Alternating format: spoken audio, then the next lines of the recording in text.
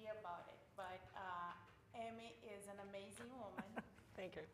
And she has inspired me personally. When Bella was 4, I watched the movie documentary, The Key of G. If you haven't watched it, I recommend. And yes, You know, tighten your seatbelts. and I'm on the last slide, so I have to get back to the beginning. Do you know how to? Ooh, this is I know it's a different interface than I usually have. yeah. Interesting. I hope I don't have to click backwards through everything. Who? I don't know. And the tech guy is in the next room, probably. No, this is going backwards. Yeah, let me We're going to get the technical person. I can start my speech. Anyways, it's just this slide with the title. So the workshop is focusing on the transition between high school and adult life, and kind of knowing why going into the adult world feels like you're falling off a cliff without a parachute. I think that's the common catchphrase that they all use for this transition in life. And hopefully I will make it clear to you why that is, because it really is. I've been working on a memoir of life with Gannett from 0 to 40 years old, just little anecdotes, not a how-to raise a child guide, but just little anecdotes. Excuse me. Oh, oh. He didn't do anything, yeah. I need the first slide up, not the last slide, if you can do that. I didn't know the interface. Thank you. Yeah. Oh. So we just have to go back to number 1. Oh, good. No, you didn't go to number 1. It was still on the middle. It's right there, so just click on that one. There you go. No.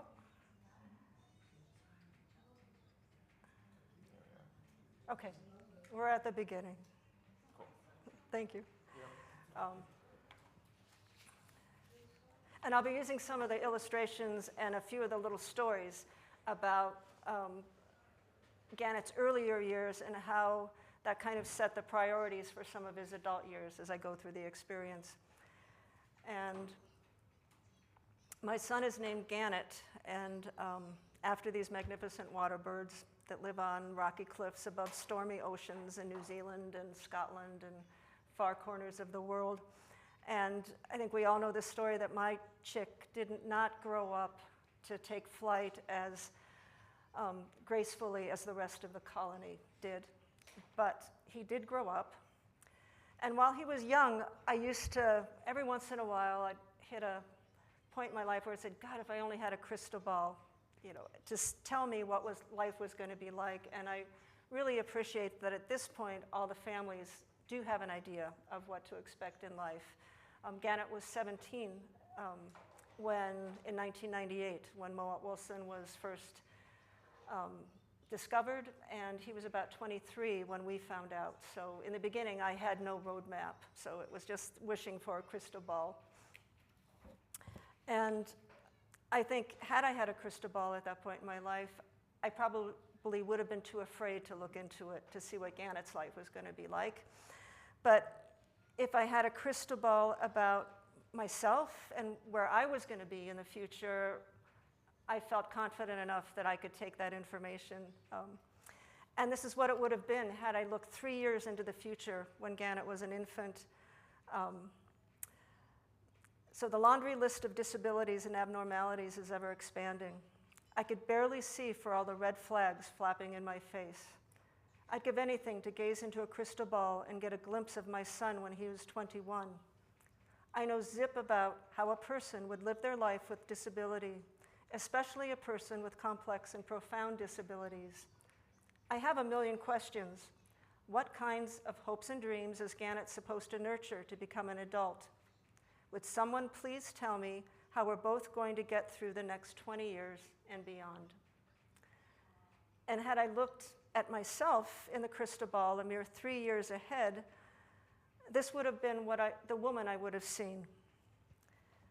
And how many of you have young children and how many of you have adults? So young children, okay. And the rest of you have adult children. Great. So those first 3 years were crazy. I went from knowing squat about disabilities to becoming a self-professed expert in all things Gannett. I'll be the first to admit I'm not really an expert, just a mom who understands things in layman's terms. But before you try to knock me off the high horse of self-esteem, just listen to me rattle off the complex names of my son's medical and developmental conditions, cite their neurological and biological consequences, and not only explain, but also demonstrate the panoply of educational and therapeutic interventions that enable my tiny speck in the universe to thrive. Not only can I talk the talk, I walk the walk. Watch me provide hands-on neural development treatment, sensory integration, vestibular stimulation, and proprioceptive movement. My hands move body parts that tweak neural synaptic systems to life. My ministrations have the power to alter brain cells. Do not scoff at my purported healing powers. Do not be the witless person who shrugs Gannett off and thinks he should settle for second best, because I know better. I took the advice that in having blind faith, meaning the patience to persevere, I could eventually teach my son not only to see, but also to walk, communicate, feed himself, and more, one day at a time. And given the tremendous challenges of all of our children, I know that you all have the super parent gene as well as the superpowers to make it happen for your children too. And most of the time, I'd be riding high. And dealing with Gannett, you're totally involved 100% of the time, taking it one day at a time with our children. But now and then, I need to recognize with everybody the tide turns. We lose hope, we feel lost, and every once in a while we hit that brick wall, and it's black. And this is a story about one of those times when I'd hit the brick wall. It's called When Are You Going to Grow Up? And if you've seen my son at the conference, he's 42 now, and he'll still throw a hissy fit multiple times a day. So, when are you going to grow up? When asked, how old is he? I shrug.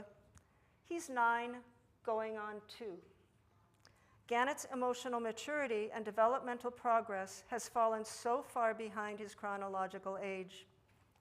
It feels like we've been abandoned to hack our way out of the woods. At least we've not been without a compass. The infant intervention programs, special education, and therapy have given us direction. But let's get real. If we haven't made it out of the woods yet, are we ever going to do that? I take stock. We have made progress, but every time I laud the triumphs, all those buts, that long list of what he can't do or won't do gang up on the tip of my tongue. Gannett loves going to school, participating in all the activities, and occasionally initiates an interaction with a person or object. But he's not curious about other children or the world, doesn't learn through imitation or follow instruction, communicates only a few words by pointing to pictures and complains it's torture with hissy fits. And he's still wearing a diaper. I whisper into his ear daily, I love you just the way you are, and I really mean it. But today I add the but. I'm nervous about all the ways you are not. Gannett is 9 years old, going on 2. We sit at the edge of his bed. I bore into those steel blue eyes and get his full attention. Look at me. I'm your mother. I love you. I'm willing to be your maid, put up with your drool and your terrible twos, hissy fits. But if you still have these immature fits and lack of initiative when you're a grown adult, you're going to find yourself left alone in a corner, in a puddle of drool, sucking your fingers to the bone all day, every day. I pause. You want that? All I get back is a blank stare. My worst fears are on the doorstep. Gannett needs tough love and a kick in the pants, but I have no idea how to get through. What I need is a miracle. And luckily I found one. His name was Mr. H. He took on the most challenged students in the school district, and his teaching style went from the most outrageous, out-of-the-box mix of uninhibited sensory stimulation to strict in-your-face rules demanding undivided attention and follow-through. I called it a cross between MTV and boot camp. His message to his 9 to 12-year-old severely, profoundly handicapped students was, 1, the adult world is full of chaos and noise. This man would have a radio in the middle of the classroom. Most interactions with people will be unpredictable. And 3, they will either let you sink or swim. He's talking to 9 to 12-year-olds. This was his teaching philosophy. Mr. H's students learned to focus through distraction. They were allowed to fail and experience the natural consequences of their actions. And they were expected to take responsibility for their life skills to meet their own needs. I lost friends for putting Gannett in this classroom. They just thought he was an arrogant son of a bitch, and that his teaching style was totally outrageous and disrespectful to the students. In the beginning, it felt like I was throwing my son into the lion's den, but I took the risk. And in time, Gannett stepped up to the challenges, and he thrived. And probably the best part of this classroom was that Mr. H got in my face too. I had to step up to the challenges of preparing Gannett for the adult world. I was the kind of mom who was in total command. I was the expert. I was zealous with our home routines, and I had high expectations. I was also the good mother who kept her child in a well-organized, safe, protective environment. I adapted all objects and activities to make my son's life easier. I intervened in all activities to ensure my son's success. Isn't that what a good mother is supposed to do? Mr. H pushed my buttons and challenged me at every turn. Every time I said, "This is Gannett needs," he would say, "So, why do you think that's what Gannett needs?"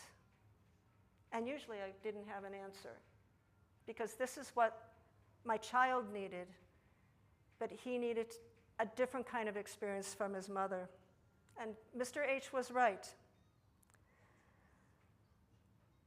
This is probably one of the most pivotal experiences in my life, because I had to learn to let go.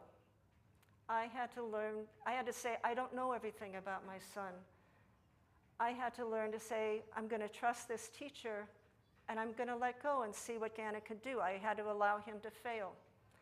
Some days in the classroom, Mr. H had test days.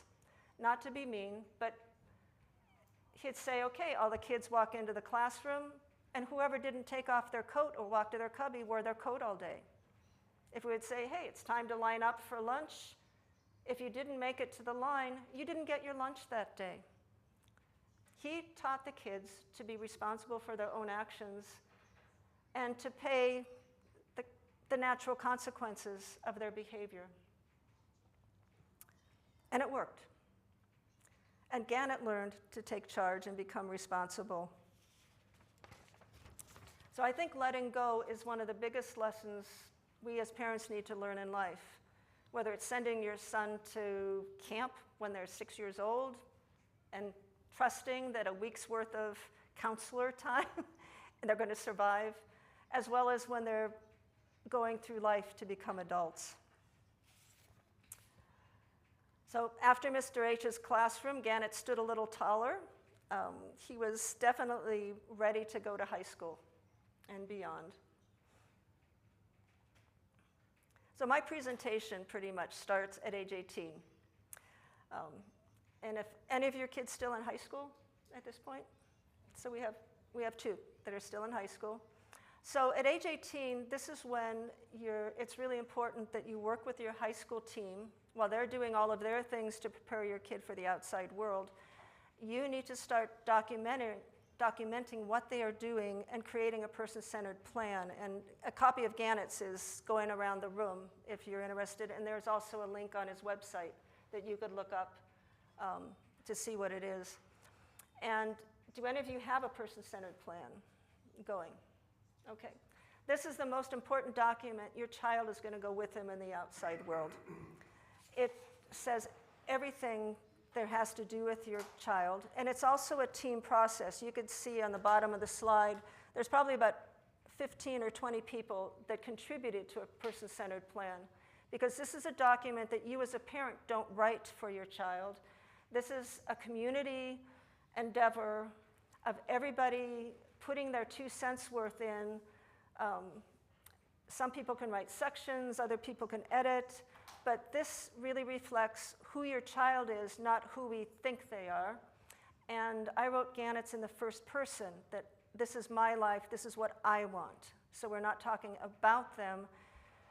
We used Gannett's lifestyle, his limited communication, his preferences to inform us what we put in this person-centered plan. Because when your child is 18, they have the right to say, I'm an adult. It's my life, and I get to choose. And all of your outside agencies who are going to be working with your child say the same thing. Oh, he's an adult now, so Mom, I don't care what you say you want him to do. We're just going to work with him, and we're going to go by what he wants to do. And so that can be a little bit scary. But it's pretty exciting, too. So you get to choose where you want to live, who you want to live with, what you do, how I do it, what I want to eat, where I want to go. Who are my staff? Gannett has the right to fire staff if he doesn't like them, you know? Who are my friends, my preferences and my dreams, everything there is to know. And the reason why you do this while you're in high school, because you also include things like task analysis for different kinds of activities. If your child is learning to do jobs or activities or what they like to do or how they ride the bus, and there's a task analysis that your teacher has done for that, you want to include that in this type of documentation, because your adult agency is not going to do this kind of work.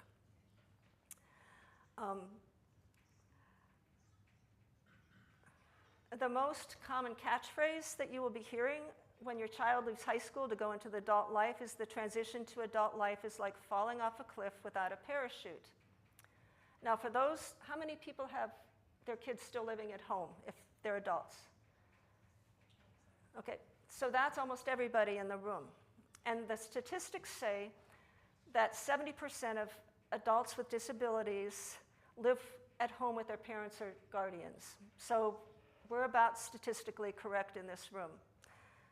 And I'm surprised at that, because I'm the adult that said, no, I'm not going to have my kid live at home. I'm going to have them have some agencies take over, and I'm going to be vigilant, but I'm going to trust that this other system can help take care of my son. And so none of you have fallen off the cliff yet, even though you have adult children, because they're still at home. And it feels safe, and it's in a good environment. So if any of you have seen The Key of G, the movie, one of his caregivers had a boyfriend who had a camera, who just started taking pictures of Gannett, and over the years, he eventually got some grants, put them together, and ended up making an hour documentary of The Key of G that is still, I think, you could, if you have a library card, you could see it on Canopy, and it might be on YouTube or other places. But, and if you've seen The Key of G, you'll have noticed that he did not fall off a cliff when he went into his supported living apartment. It was more like Gannett was stepping off a low curb. And the reason that didn't feel like a cliff was because Gannett had a parachute. The same group of people, this group of people who, there were a bunch of artists who were friends with each other, and they eventually all started working with Gannett. They took them in as part of their posse when he was in his last couple of years of high school. So I trained them in my home. They all had keys to my house. They came and went. There was also a grant program that because they were going to be his adult staff, the grant paid for them to work in the high school one day a week so they could learn from the teacher and all the therapists. So it was a perfect blend of skills and abilities and lifestyle that they simply walked down the street, and there was a continuation of people, activities, and lifestyle that moved with Gannett into his adult life. There was no transition that happened between home life and adult life. It was the perfect world, and they were the most imperfect caregivers because they treated Gannett like a brother. You know, it was like you were supposed to be a professional and not make friends with your clients when you're an adult agency. Gannett was family. He went to their houses, they had parties at his houses. It was just this wonderful mix for the first 5 years. And I made the mistake, this is one of my first mistakes, is that I trusted that the agency that Gannett was with was paying attention to this lifestyle and model of service. And I trusted that because the agency should have been paying attention, that this lifestyle was going to be perpetuated off into the future forever, and that I had created this amazing model of life for Gannett. Well, within the first 5 years, staff started leaving. They went on to their own brilliant careers, and the case manager of Gannett switched over, and they didn't transfer any of his files to the case manager. And when the case managers started hiring new staff that were totally inappropriate, totally not skilled, I complained. I said, "What's going on?" And the case manager told me, "Your son is the bottom of the barrel. He's only going to get bottom of the barrel staff. He's too difficult. The staff want to work with the easier clients. And so this is the way it's going to be, so you better get used to it." And I said, "No way." So the long story short was that when the new staff came along, not only did they not provide a service, but the agency had reinvented who Gannett was. And so I did not have a person-centered plan at this point. I'd never heard of one. And I went back to the funding agency and I said, "Look, what am I going to do? We can't keep this agency." He said, "You can change agencies, but I'm going to send you to a workshop that's happening next weekend." And it happened to be, I thought I was going to a parent workshop. It turned out to be agency and professional workshop, and I was one of the last ones to introduce myself, and I said, "Oh my God," I said, "I thought I was coming to a parent workshop." And I was really thinking, "Oh, I'm going to get together with other parents, and I'm going to learn about how to do all this stuff." And I was like, "I think I'm in the wrong place." I said, "I'm a parent, and I need to change agencies," and I thought I was coming to a parent workshop to learn about person-centered planning and all this stuff, and the lady at the front says, "Oh no, you came to the right place. We're going to help you. We're the people who know how to do it." And they took me under my wing. They taught me how to write a person-centered plan. And I also had the opportunity to sit at the table with the caregivers of these agencies, who I looked at some of them and I thought, "Oh, I wouldn't have my son being taken care of from you." It was like, God, I didn't realize I was having those attitudes about people. But I sat at the table with all these people and I heard them talk. "Oh my God, you wouldn't believe this parent. She's asking me to do this," and that parent. It humbled me so much to be at the table with professionals from the agencies who were telling stories about me, you know, as a mother, and they took me under wing. So, you know, agency people are really good people, and it was very humbling to be on the outside looking in such a personal way. And I still, even with the person-centered plan, I talk to agencies, and I continually, with Gannett's Day program in particular, I still feel I'm talking to them and I'm getting blank stares back. I talk about Gannett's needs, the kind of services he needs, the kind of staffing he needs, the kind of supports he needs in adult life, and they just kind of look at me and they go, "This is not high school. You know, we're different. We're an adult agency. We do things differently." And so when I was preparing for this conference, I put together a matrix of, so what is different about public education and what is so different about adult agencies and their services? And so some of the, I've got the matrix in your handout, which is why I'm taking it off the screen, because I don't want you to sit there, and I've kind of rewritten it in a bit of a better way for you. But the key points to this comparison is that when your child's gone to public school, they've been in a protective bubble for 19 years. This is a system where all the key staff are subject matter experts. the administrators on down to the teachers, and the teachers who then train their paraprofessionals within the classroom. They use a wide range of educational interventions and strategies. The focus of their service is to challenge and improve each student's interests and abilities to live life to the fullest as independently as possible.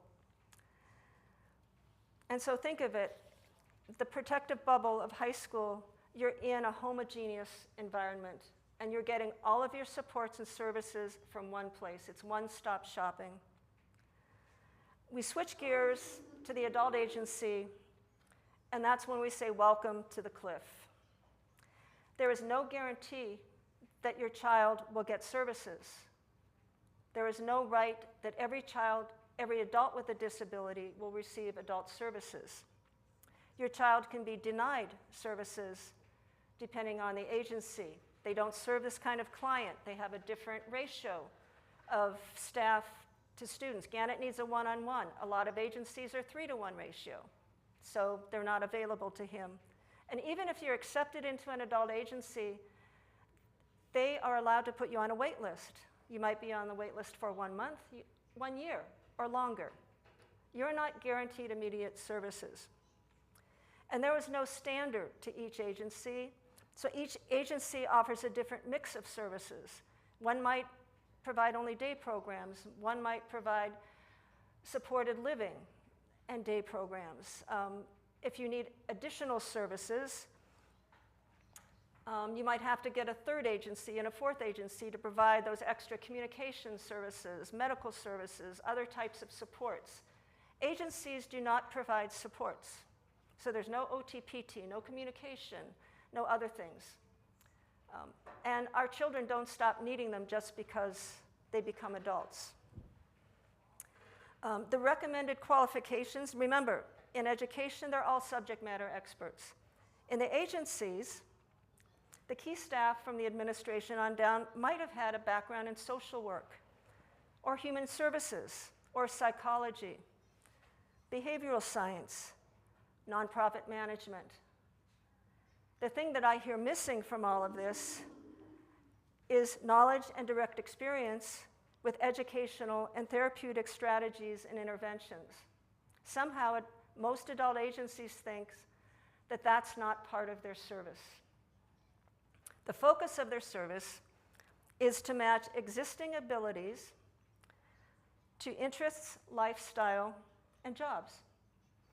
It's not necessary, they have community instructors, what they call them, but they're not using educational strategies and supports to do their jobs. And that's the key difference.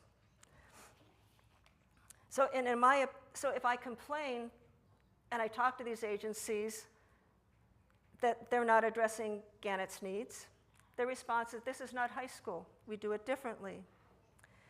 And it's my opinion that because most of our kids can't speak for themselves, and they have profound challenging disabilities, their needs as adults can only be met when the adult agencies hire skilled or intuitive people. Again, I believe that some people are just intuitive. They don't need the degree, but if they get it, they can provide the service. So skilled or intuitive people who can utilize special ed style strategies. For example, staff who could problem solve supports like creating a task analysis. Everybody uses task analysis throughout their school. You kind of understand what that is, correct? Okay. An adult agency does not know how to do a task analysis. They will take my son Gannett to a job site, and they see him as a quirky old man, because most of the workers are in their 20s or 30s, and they have no idea what he can do or how he can do it. So generally, they pick the simplest task, and he will do one thing every couple minutes, and he'll sit there with nothing to do and observe the other people doing something. And I go to the agency, and I said, well, you need task analysis for him to do the job, and they just look at me blank, like, no, our people know how to do the work. They need staff that understands behavior modification. For example, Gannett still has his hissy fits when he's upset about something, and it's usually upset about something. And what they do is they make him smile and laugh. They think that's what you do when you have, when you're angry and mad. Make him laugh. Don't talk to him. Don't get out his communication book. Don't ask him what's wrong. Don't ask him, can I help you? No, just make him laugh. They need staff who are proficient in non-oral communication. Gannett has a wonderful supported living program, which is his home life. And his supported living staff are so frustrated because Gannett comes home most days and his iPad has never been out of his backpack. So Gannett's had the opportunity to answer yes and no questions all day. And you know how limiting that would make us feel if we could only say yes or no when somebody asks us a question, and it's usually two choices about something mundane. And we need staff who understand the objectives, not to be OTs and PTs, but staff need to understand the objectives of what the OTs and PTs have done so that our children can not only be productive in what they're doing, but they can also keep them safe. Gannett has fallen many times with people because they don't understand how to handle him as they're walking or setting him up, or they're too afraid to have him walk or set him up, so he gets left in his wheelchair all day. And he's not a wheelchair user. It's only to get to A to B, and then he can be out of his wheelchair. But he sits in his wheelchair all day because that's the easiest thing to do. So when you have an agency who has more of the social work, human services model with people who understand nothing about educational strategies or supports, it's a really hard row to hoe. And and agencies go up and down. So I don't want to be negative about adult agencies. For example, Gannett's day program, when he first went to it, they had a case manager and an incredible array of staff who understood educational supports. It was a great agency when he started out. In fact, I'm the spokesperson for their day program and community life on the Toolworks website. You can see me and Gannett on the Toolworks website because I'm talking about what a great program it is, integrated into the city and everything else, and doing productive work and challenging him. And today, the staff has changed, so we have the case manager is his previous job was managing a fitness gym. He knows nothing about education. The person above him is a social work major. She knows nothing about educational strategies, so I'm talking to a blank wall when I'm talking to them. Their staff are trained by shadowing each other, which means that if you're hired for this agency, you follow around Gannett's current staff for 3 to 5 days, and then you take over. And the other thing about agencies, staff are not supervised. It's not like a classroom where the teacher is watching the aides and managing everything. No, these kids go out into the world, and the case manager is back in the office, usually, and they are left to their own devices, totally to their own devices, which is another way to get your child reinvented and living 5 different lives with 5 different people. Whereas in school, everybody's on the same page. Your child has one consistent life that they're living among all the therapists, the aides, the teacher.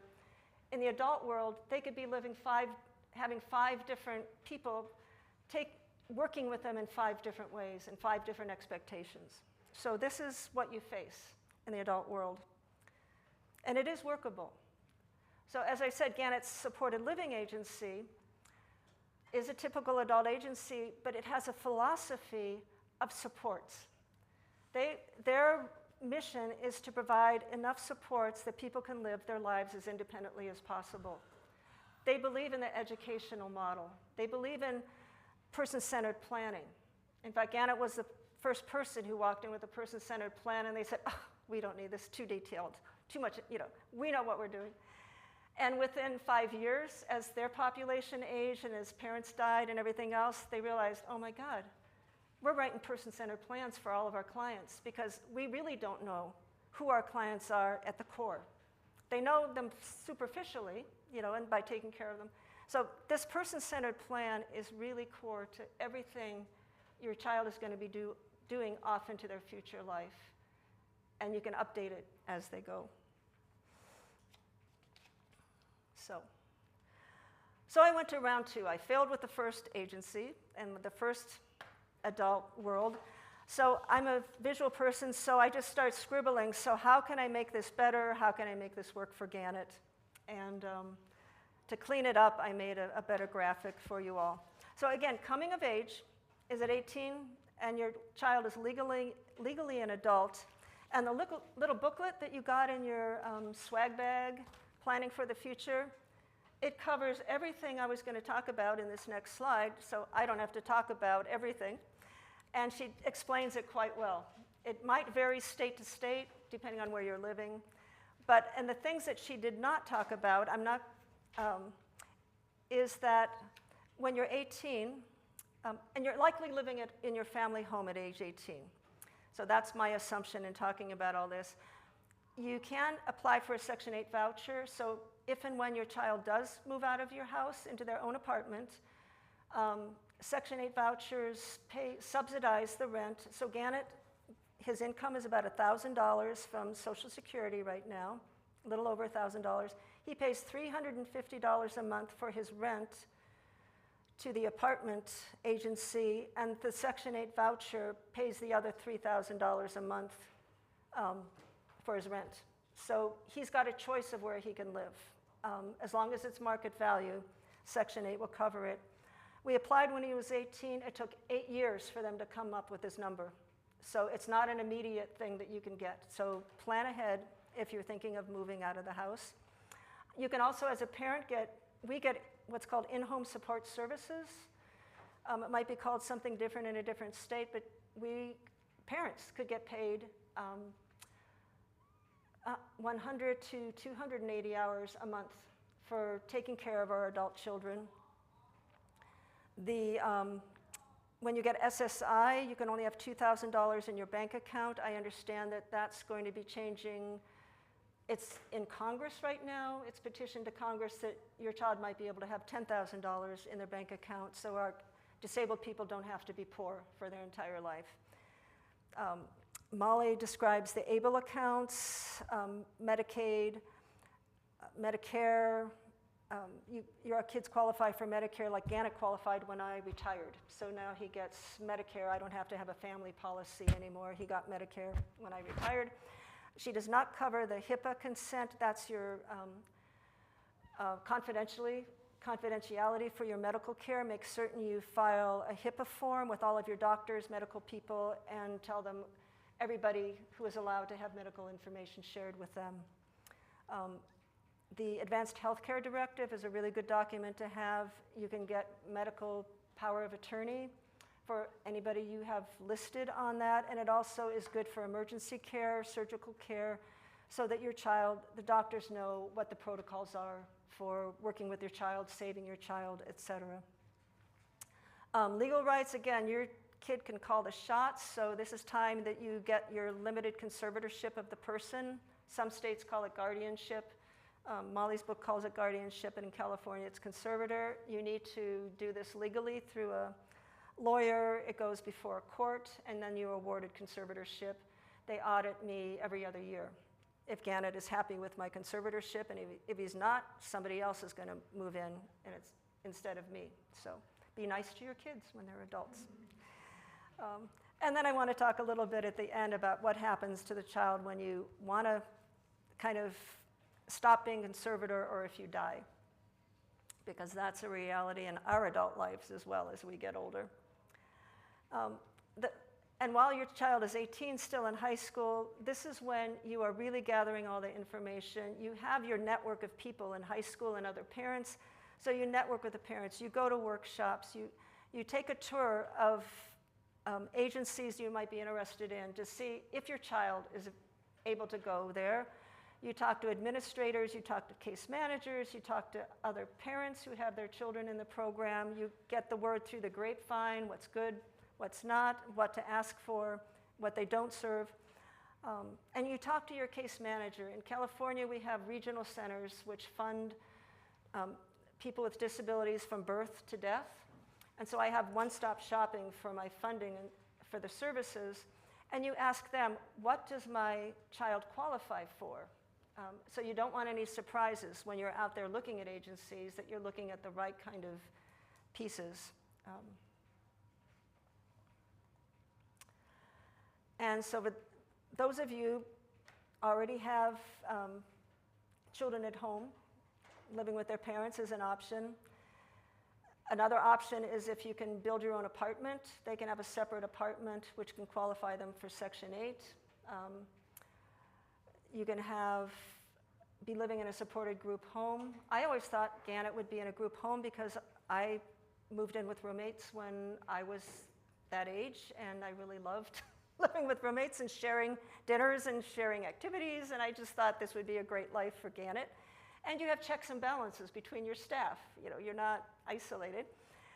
And so I found out that Gannett was level 4 in group homes to be funded, and that is the most disabled, but then he has a colostomy bag, and that put him in a level 4 ICF-DDN, which is a shock to me because that's intensive care facility, developmentally disabled, nursing care. And I checked out when he was 18 what that kind of looked like, and I was, no way do I want, Gannett does not need to be in a nursing facility because he has a colostomy bag, which is easier to take care of than a diaper. So it's like, I don't know, the nurses had a lobby and they made that a medical condition for that. There's also so Gannett could not, I was not going to put him in a nursing care group home, an ICF-DDN, so my only other option at that point was supported living, which means he has his own apartment with his own staff, and that was the scariest top of the cliff for me to be standing on top of, because I could not picture my son with isolated staff living in an apartment. He's a person who has behavior problems. He smashes his head into you, into walls. He has hissy fits. I could put up with it as a parent. I love him. I'm not going to hurt him. I'm not going to get pissed off at him if he cracks me in the head. But I couldn't picture strangers having that same kind of motherly feeling towards him if he was self-abusive and might also injure them. So it took me a long time to get over that hump. I figured he's 18, he's not going to move out until high school. And fortunately, that group that you saw in the Key of G came into his life. They were like brothers and sisters, so it was very easy for me to envision him moving into an apartment with them than complete strangers. So that was his parachute, you know, that I talk about moving into this house. There's other kinds of residences, nursing care, private boarding homes, specialized managed care. There are also intentional communities. Sometimes a group of parents form these, but they can also be an intentional community that's based on a group philosophy or belief system. I was on a founding board for Camp Hill in California. There are about hundreds of Camp Hills around the world. They're based on Rudolf Steiner's philosophy of anthropophagy. They are these incredible, amazing groupings of housing, usually on an old estate. They build other housing. They have a shared communal lifestyle of co-villagers. Very respectful, very amazing. Gannett is too disabled to be in that community, but I just thought it's a great model to use. So if you have the chance of looking into an intentional community, that might be a solution. C-A-M-P Hill. Camp Hill. And there's a couple on the adult communities on the East Coast. So that's. Next question is, you need to look at how you're going to support your child through vendorization. You can be are any of you parent vendors? Okay. You could act like an agency, so you can petition to be a parent vendor. You become a vendor to the funding agency. You fill out forms. And you basically take over administration as well as the funding. You choose the services, you choose the staff. You are the one-stop shopping for your child's adult services. There's also self-determination where the individual with a disability can do the same thing. They can petition to be self-determined, and it's a very popular thing to offer out there. For somebody like Gannett, who is too disabled to make his own decisions, he might hire a manager of his self-determination to make those decisions for him, and they do the same things. They say it offers you so much more flexibility to pick and choose who you want, what you want. For me, I didn't want the responsibility of being the bottom line for staff, and staff not showing up, or staff hiring staff. as a parent vendor or self-determination, you can hire bookkeepers, you can pay money to an agency to hire and do things. You simply just have a little more control because you're the parent vendor, if you want to keep that control. My journey was to go through agencies because I had a full-time job. I didn't want to have the responsibility of taking on my son's adult life. I thought, if there's funding, if there's agencies, I'm going to utilize the system to do that and trust that I can put something together. You can get all of your services one-stop shopping. There might be an agency who gives you everything under the sun. There are agencies who only do supported living. There are only agencies who do day programs, and there will always be other services that the agencies don't cover that you can put in your plan. So when you're talking to an agency, you have to say, well, if your kid needs communication, if they need therapeutic services, if they need medical services, et cetera, those are likely going to be extra that you won't find in a typical service agency. So you might be having to put together a creative package for your son. And when you get to the point of kind of putting it all together, the second time around, I realized that the person-centered plan is the foundation of Gannett's adult life. He's going to live in his own home with this person-centered plan, and that person-centered plan is going to direct everybody else's services for the rest of his life. And you have to be vigilant because it keeps on slipping creatively back to people reinventing kind of what he can do and can't do and what he's capable of. So you just start to need imagining, how many staff am I going to use? What kind of staff? What kind of job descriptions does the agency have out there in the world? You know, some agencies have, oh, if you've been a babysitter or cared for your grandparent, come on down. We'll give you 2 weeks of training and we'll set you out with our clients. You'll be capable of taking it over.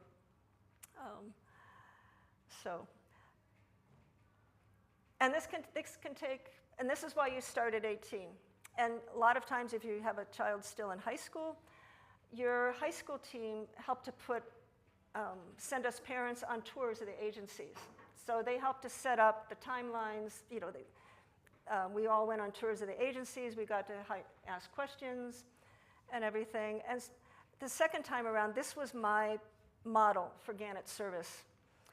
And one thing you need to know, that if you have services from different components, they don't talk to one another. So again, this is not like high school. This is jumping off the cliff because the agencies do not talk to one another. They run their own business. They each have their own philosophy about how they care for people. And I thought that was kind of ridiculous, that they didn't share information. They never talk to one another. They never sit at the same table. So the second time around, I said, I showed them the person-centered plan, and to accept my son, this is his life. And the supervisor of the day program is going to collaborate with the house manager of his supported living program, 2 different agencies, and they're going to be in weekly contact. They're going to train each other. They're going to share information. We're going to have bi-yearly meetings. So your funding plan is going to have to include all of Gannett's staff from both agencies are going to meet in one room a couple times a year. We're going to share information. We're going to share objectives. We're going to share task analysis.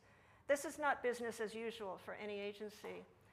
But when I was developing the second plan and asking, you know, the director of supported living at the funding agency said, well, set it up for what Gannett needs, and if they're willing to accept it, and they were. So we have extra funding built into Gannett's financial plan to allow for more staffing at different times so that we can have these meetings. Otherwise, you're not going to have the meetings. You're not going to have any collaboration. pays Alex. IHSS? Yeah. IHS, now that he's in with agencies, the IHSS is folded into his supported living plan. So when the agency makes the financial picture and the staffing and who pays what, IHSS is figured in as part of his total financial plan through the agency. Alex works for the supported living. No, I have nothing to do with Gannett's management of his life or any financial responsibility in his life. I am the parent advocate on the outside looking in. And that's a scary thing for all of you to look at who still have children working at home, living at home, and maybe working at home too, I hope. So you kind of like supervise the agency? No, the agencies do not want to hear from me. It's not like high school where you collaborate with the teacher and you work things out. It's like, no, I can make suggestions, I can talk to the case managers, but I do not talk to the staff. If I have any concerns about the staff, I go through the case manager and it comes down to the staff. So I have no, I watch what they do, I'm vigilant, I take notes. Alex, who is a supported living manager. I have Alex looking out for me. And he tells me, and then I tell the agency if somebody's not coming up to snuff. Yeah, so it's always, you go through the protocol. So I cannot tell a staff person directly what to do. That's a big no-no. And they get offended, and they will file a claim if a parent gets too nosy. Yeah. Because, I mean, Bella can't tell me Nope. what she doesn't like, and I'm not there to see, and Yeah. then it's like, Well, that's why you need to hire really good staff and complain if the staff are not up to snuff. It's really hard. No adult agency will promise you that they will always provide an appropriate staff for your child. They can only hire who's applied in their job pool. So if there are times when Gannett's day program has been exceptional, you know, the case manager has had a really good educational background, staff can do behavior management, they know how to write task analysis, and that's why I wrote the glowing video, we made the glowing video for his day program when he started. Today, it's not that way. I have to just it's a revolving door of every 6 months there's a new staff person coming in. And that's the reality of adult agencies too. They usually pay minimum wage. Am I going to be a barista, or am I going to go into adult care until I find something better? I mean, it goes from that quality of staff to people who are professionals and this is their career. You know, for Alex, who's been there for 15 years, this is his career, and he's a dedicated person. and when you say case manager, it's like the regional center case manager. No, the case manager of the agency. So, and the case manager of the agency, their primary job is supervising the staff, making certain that there's a warm body in every staff position, and they're filling in for a missing staff if somebody's called in sick. They're putting out fires, they're doing the paperwork, and once in a while they come on site. In Gannett's case, we've asked the case manager to work with him once a week, and he's really trying to do it so that he can then go back and train. Alex can work with him, they could, you know, Alex can train him, and he could go back to his staff and give them training, because the day program agency staff doesn't want to be supervised by the supported living staff. I mean, it's really, they're autonomous. I mean, they like their autonomy in their agencies. It's a hard thing to juggle. But if you can creatively have them work together and make it work out, it can work out. So it's not that all agencies are bad, it's just you need to look for agencies who can meet the needs of your child with the proper supports. In this model, have you given up your guardianship? No, I'm still conservator. Yeah, we're not allowed to in our state. No. I don't know, we're working on this, but Oh, I would work on it. Yeah, no, I would not want to give up guardianship, the conservatorship. right. So Yeah. you still have, you are still the guardian, you Yep. still have a voice, you still get to do things, even though these agencies are making all the day-to-day decisions. Yeah, now Gannett can fire workers because he's the person who hires the workers. I mean, basically, he's the employer. So he can interview people, and he has the right to say, I don't like this person, I would like them not to work with me anymore. So, and I speak up for him as his conservator and power of attorney. So Yeah, that's you're not stuck. You know, you do have some. How does he express? You know him. You could kind of tell, and he will like torture them. He will torture them, or he will just be constantly like knocking into their shoulder and growling, with them. So, yeah.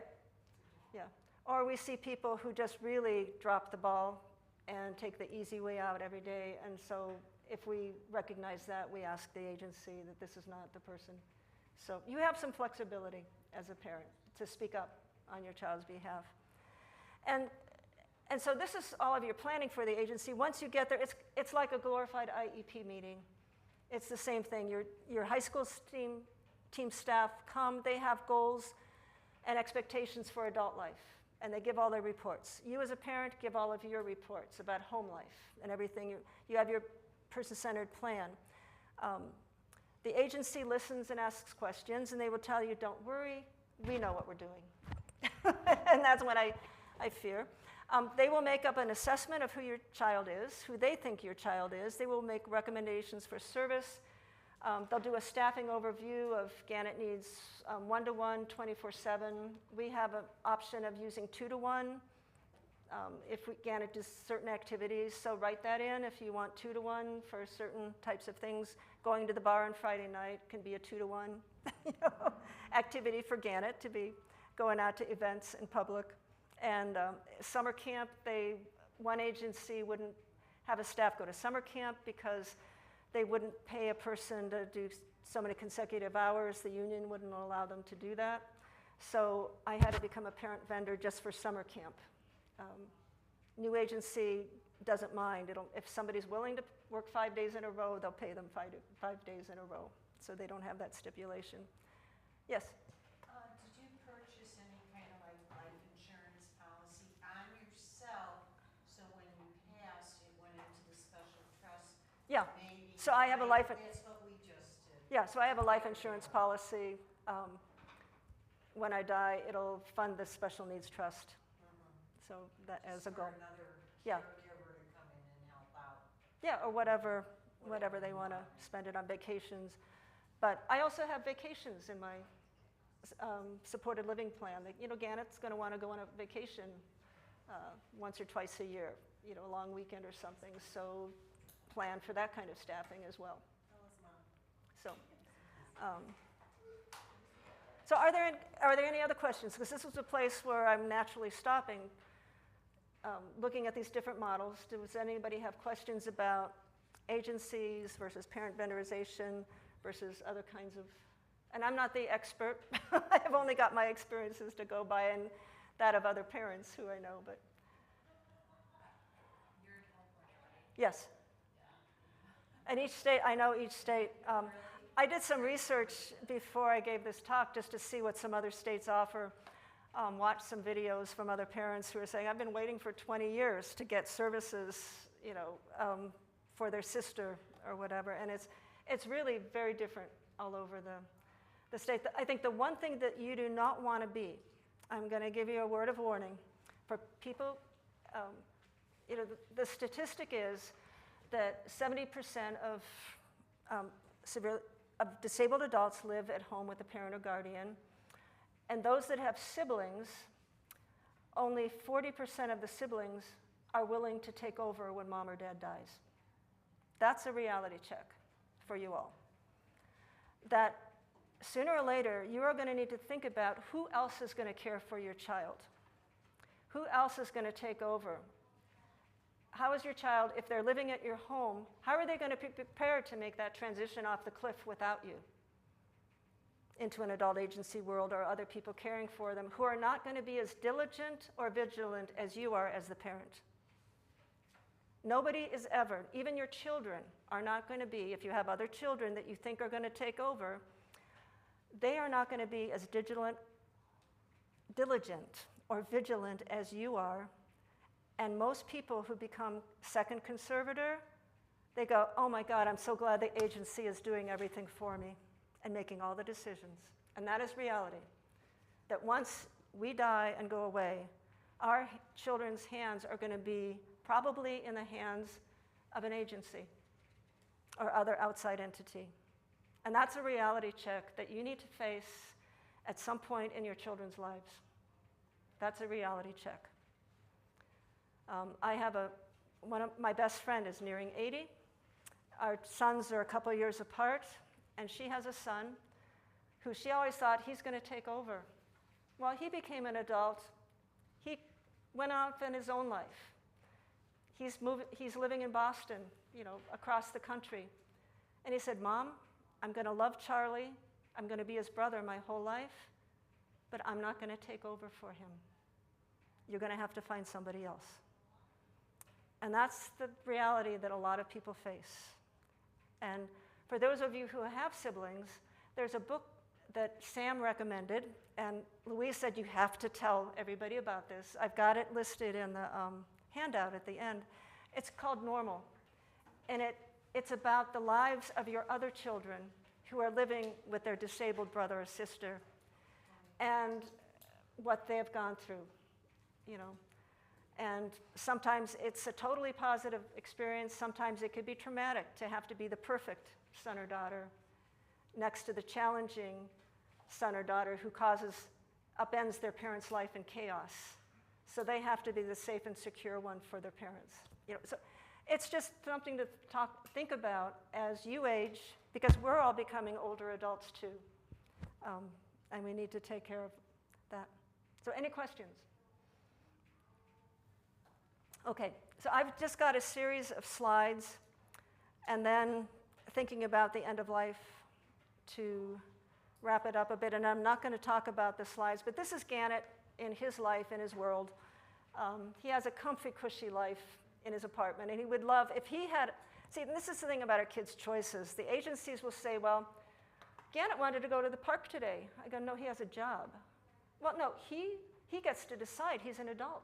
This is supported living. So we went to the park and hung out all day. I go, really?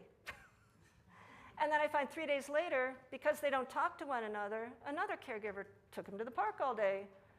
And another one went window shopping because Gannett gets to choose. And I said, well, where did he get these choices from? Oh, I wrote them down for him, and he pointed to park. I go, really? I said, we all have jobs.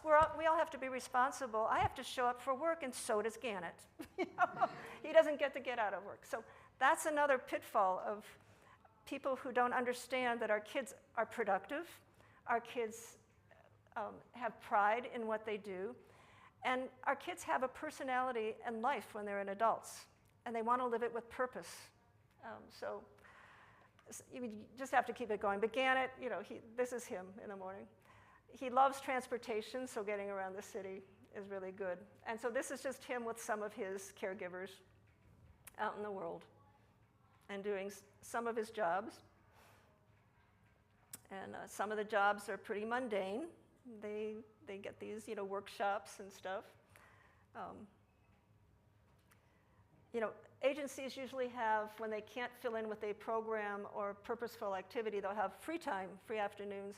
Well, Gannett's cohorts, they all can talk and do things, and they love to go to the fast food court and play Uno. And of course, and that's an adult thing. If that's really what they want to do and they have free time, they as adults can choose, but Gannett has nothing to do with a card game, and maybe if they programmed his iPad to have an Uno, choices on it, that would make sense, because then he could participate, but no, they're not doing that. So Gannett, for his free time, has museum choices. This is where I step in as a parent. I said, no, Gannett likes to go to museums, he likes to go to events, he likes to go to other things, so those are the choices you give him, if the other group is playing cards, so he could go off on his own. He forms really wonderful relationships to people who respect him and communicate with him and treat him like an adult. He loves deciding his own food. He's ordering burritos. And this is Alex. So if any of you were in Washington, D.C., you met Alex. We did a shared presentation on person-centered planning, and Alex talked from the caregiver's point of view about staff and staffing and implementing a person-centered plan. And at every annual meeting, you have an annual meeting, kind of like an IEP, but it's a really watered-down version of your annual IEP meeting at school. I would sit there at the end of the meeting, and I would say, okay, but who's going to be Gannett's mother now? Because parents do a lot of stuff for their kids. Like you said, we watch over them, we advocate, we're vigilant, we do this. And they just look back at me and smile, like, well, you're the mother, come on. I go, no, I'm on the outside looking in. Who's the mother of Gannett in your agency? Because he still needs a mother. somebody to look out for him, somebody to advocate for him, somebody who has that emotional bond as well as a professional bond. And Alex came along in Gannett's life during the transition from the old agency to the new agency, and he came with us. And he's been with Gannett for the last 15 years. And that is so rare in this industry. He was a kinesiology major when he was in college, as well as classical guitar, which is wonderful. But he had special ed classes as a kinesiology person, learning how to work with people with disabilities. He knows how to write a task analysis. He knows that the goal is to get Gannett to be as independent as possible in his life. And Gannett will do more things for Alex as an adult. He has learned, because Alex takes the time, he'll allow him 40 minutes to get from his bedroom to the kitchen. And I never thought it was possible, but for Alex, Gannett can get up out of bed, go to the bathroom, pull his jammies down, do his stuff, pull them back up, and end up in the kitchen while Alex is making his coffee. He will never do that at my home.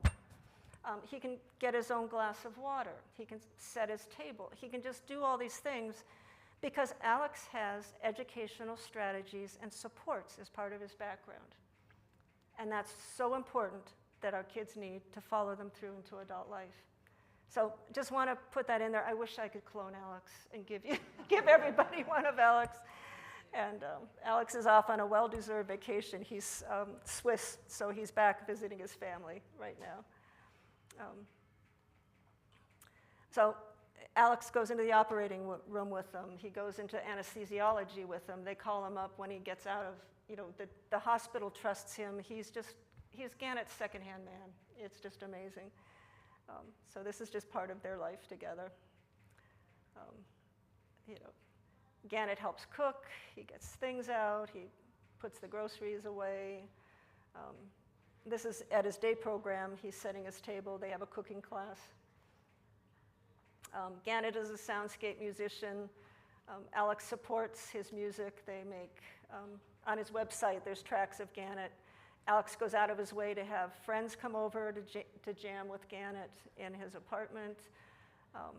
It took Gannett 30 years to make his first real friend.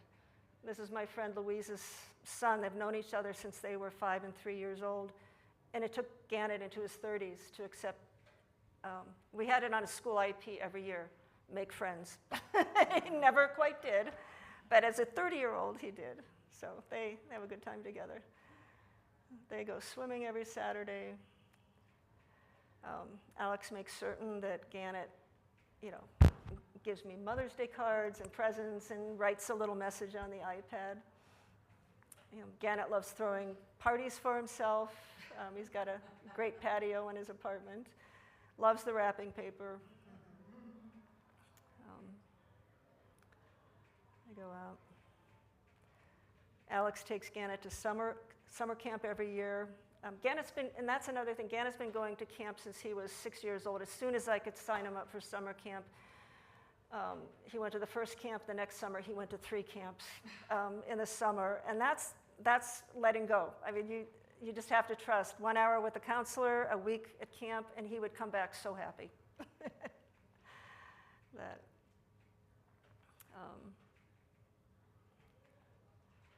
So that's COVID, Gannett adapted to Zoom. He also uses, Gannett recognizes words so we can kind of spontaneously give him different things. And again, person-centered planning. If you take Gannett to the beach, you don't go to the beach, you take your shoes off and you walk in the water. This is meeting Gannett's needs and his lifestyle. We live in San Francisco. Gannett just likes being out. He likes museums.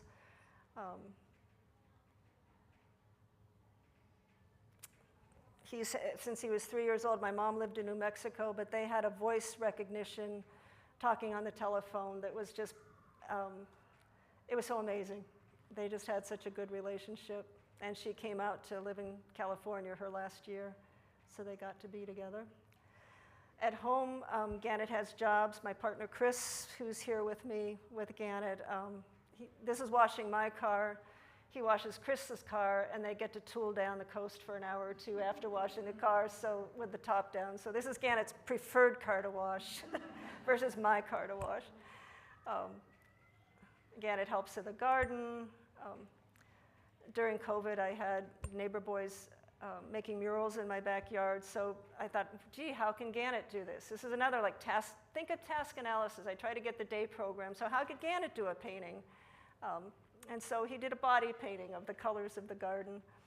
They came out looking like that, and then I thought, gee, I'll collaborate with this, and I did a little sketch over the top.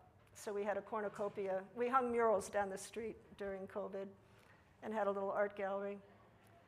And so all in all, life looks really good with all the smiley-faced photographs and Gannett out in the community. But life is not perfect for Gannett. He still has his behavioral problems and hissy fits, multiple times a day that could drive me up a wall still. But we have behavior techniques. He calms down. So some days, hissy fits. Some years, he has multiple medical emergencies and problems. This last year, his lenses slipped. He went blind again. Fortunately, didn't have retina polyps. We had two operations on his eye, one retina, one for the lens, 2 operations on his ear. They rebuilt his entire inner ear on his left ear and put prostheses, bones in even for him. And he was in these arm guards for like 6 months out of last year. So some years aren't the best, and some jobs aren't the best either. Some days, this is point taken, all of his other cohorts are standing at a table or sitting at the table with things to do. Gannett's 2 feet away from the table, sitting in his wheelchair with nothing in front of him. I see pictures like this on his iPad, and that's when I go, This is not what public school brought him to. They can do better than this. But in spite of that, is life good? I have to say yes. I think overall, it's good. Are there compromises? Yes, there are compromises. Our children are not going to live perfect lives. An agency is going to provide irregular staffing. But I think with vigilance, with oversight, I think it's good. Life is good overall. And that's my honest opinion. And I'm a parent who was just, in my life, I'm still in Gannett's life. He comes over and stays overnight every other weekend. We go to dinner at his house. We're still in contact. We're still part of his life. But he's able to live his life. So who's going to take over when you're gone? I think we talked about that a little bit. And the idea is, with the person-centered planning, with the task analysis, in working with the agencies, the key thing that, as a parent, I think we could bring to them is that we hold our entire children's life in our hands. We know them from the cute baby to the adorable toddler to the feisty teenager to their adult life. The agencies only know our children as those strange adults who have Mowat-Wilson syndrome, who have profound disabilities. So I do my utmost to fill them in. If I have a new staff person, I get out his baby books if they're going to be with me once in a while and share that, look, Gannett had this wonderful life. We love him dearly. He's not just this weird adult person that you have to work with. He's a real person who's had this wonderful, full life. To try to get them to see him as a full human being, not just a person with deficits. And I try to invoke in them what I believe in Gannett and how hard we've worked with Gannett, and that he's capable of doing so much more than just being an invalid, and incapable person. And so I think if you could bring that to the agencies and to anybody around Gannett, I think that's a really important thing. And just think about not necessarily when you die, but maybe when I'm 80, I don't want to be, like my friend Louise, I don't want to have full conservatorship. She has a very challenging son who's 6 foot tall, has fall-down seizures 5 times a day, has a 2-to-1 ratio with her staff, medical emergencies all the time. She's beat. She has PTSD from raising her child. And she wants to share conservatorship. She wants a little relief. So you don't have to die to change conservatorship. You might want she wants the younger people. She found a staff person and a niece who are willing to be co-conservators, who are going to be working with her now to get to know her son now while she's still alive and still a resource. And I'm a resource for them as well. Because when we met, you could see the fear in their eyes, like, oh, okay, I'm willing to do it, but this is really challenging. So you want to bring in your co-conservators early so that they don't have to fall off the cliff to learn about everything either. So I'm just going to read another little segment that finishes out the little memoir I'm working on that kind of brings you up to speed with Gannett's and my feelings about each other at this point in our life. So, Gannett still has a spastic body, an off-kilter gaze, and couldn't punch his way out of a paper bag. However, if you'd ask me who my child has become, I'd tell you. He's grown into a handsome, chisel-faced, bearded man with a boxer's nose and curly reddish-brown hair, who has a passion for playing wild improvisational soundscapes on the piano for hours on end. And he can speak, in quotes, in cryptic yet meaningful ways by pointing to pictures and words. I hadn't always known that a person could be both a magnificent and lovable human being and profoundly handicapped at the same time. It is only one of the many lessons learned in raising Gannett. At the beginning of his life, I tried to describe our mother-son relationship and his disability through metaphors. The idea that he'd built a wall around himself, that he was trapped in a parallel universe, the feeling that I'd taken charge of an infant from another planet. We've spent a lifetime figuring out how to get in touch, how to communicate, how to unconditionally love one another, with all those barriers remaining in place. So certainly I've become a better person, in quotes, for all the trials and tribulation of being a devoted mother to one who is considered so complex. But I am not a saint, as my compassion is tempered by cynicism. My smile is real, yet in constant negotiation with depression. And my stability frequently gets knocked off balance by fear. For every success, there are shortcomings and defeat.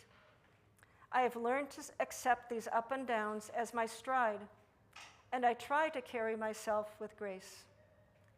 Gannett was the puzzle baby at birth. 40 years later, the puzzle is still a work in progress. Every once in a while, an odd-shaped piece shows up and slips into place. It intrigues me to no end when that happens, knowing it will either offer a clue or pose a new question. One thing is for certain, that nothing is ever for certain, and there will always be surprises along the way. So thank you for the opportunity to share with you.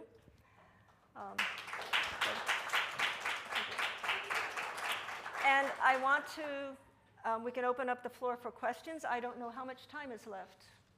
If somebody can. Well, does anyone have a child in childcare? They have to be picked up by 5. Okay. So it's a quarter till now. Okay. And so a reminder that tomorrow morning at 9 o'clock, back in the room that we all, or the room that we had our lunches and the speakers this morning, adults are going to be meeting for just a discussion group to trade stories, learn from each other, share experiences. 9 o'clock. We're going to start. We might start at, some parents might be coming in a little early, so I was going to have my breakfast in there. But I got to go get my son, but I Yeah. just want to thank you for your words. sure. I really enjoyed just the artistry that you really woven into your Thank you. It just is, it's very fluid, it's very genuine.